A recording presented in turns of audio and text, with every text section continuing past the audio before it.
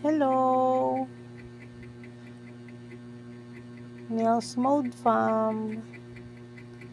Okay, si client, yung tubo talaga ng kuko niya, yung natural na tubo is bumabaon yung mga gilid.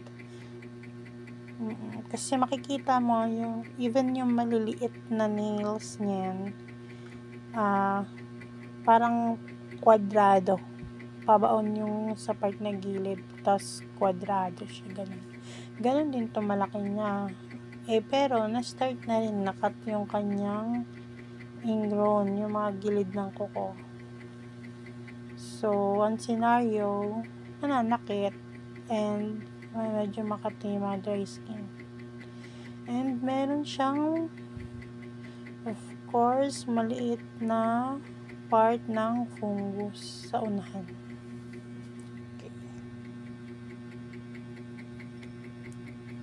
Later, ikakat natin yan. Pero hindi sobrang sagad ang gusto niya. Init lang yan. Pero sinabihan ko naman siya na kailangan talaga dapat sagadin tanggalin yung fungus para baka sakaling mag-good yung kanyang nails ulit. Kanyang kuko na yan, yung lalaki. So, sabi niya, kakatan ko yung gilid kasi nga medyo may bumabaon na talaga. Masakit na po.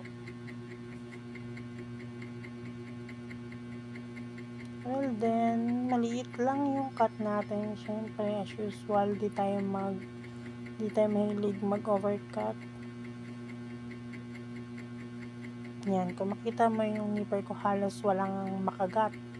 Dahil nga, maliit lang ang kagating niya. Tapos ito, gagamitan ko siya ng pusher na makuha natin yung gilid. Pero, hindi yung sobrang laki. Kung ano lang yung nakabaon. Yan. Para pag tubo, hindi rin sobrang baon at di masira yung kuko.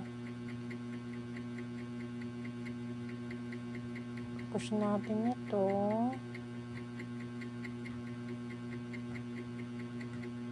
Ito, yan, mga tatanggal natin. Ito pinupush ko palabas.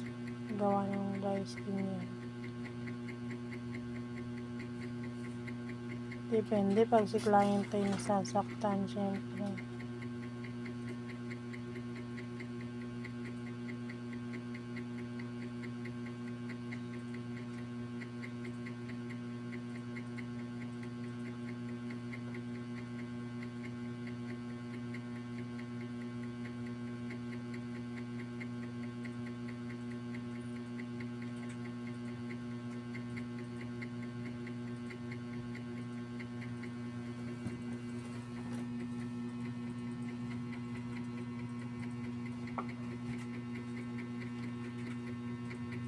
Hirap po kasi kunin ng kanyang dry skin. Malalim po to actually. Hindi lang nakikita gawa ng kuko. Pero malalim yan sa bandang unahan ng kanyang kuko. Yung binaunan ng kuko niya dahil nga kwadrado talaga yung tubo niya no? Unang-una pa lang.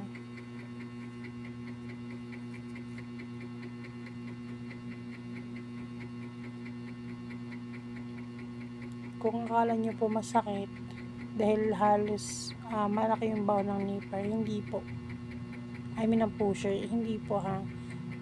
Talagang malalim po yung part na yan, yung bandang unahan na to.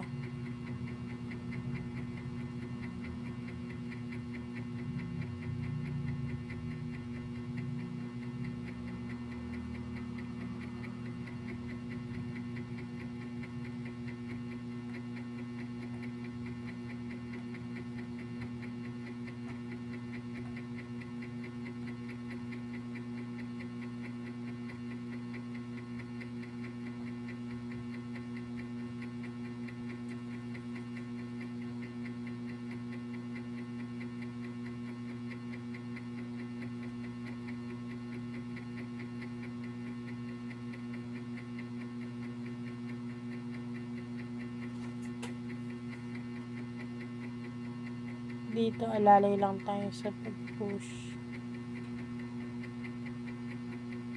Kung ano lang yung nabaon, yan lang po yung kinukuha natin talaga.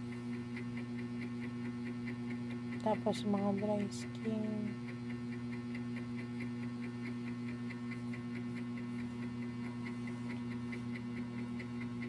gusto lang ni client very light lang.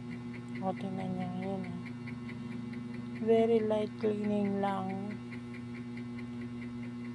Kung ano lang meron, yun lang kukunin mo. Ganun naman dapat.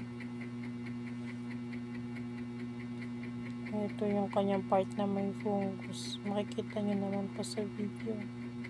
Kaya po medyo naninilaw po yung part na yan. Sira na po ang ilalim niya.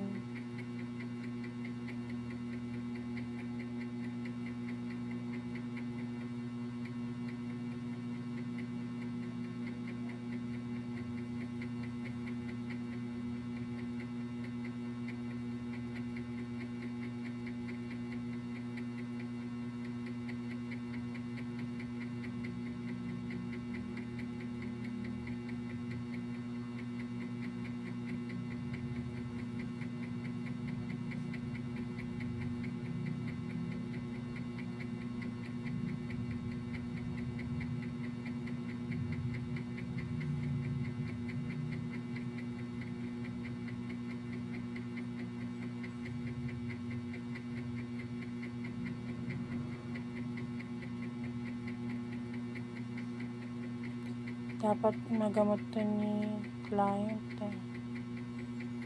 para hindi lumala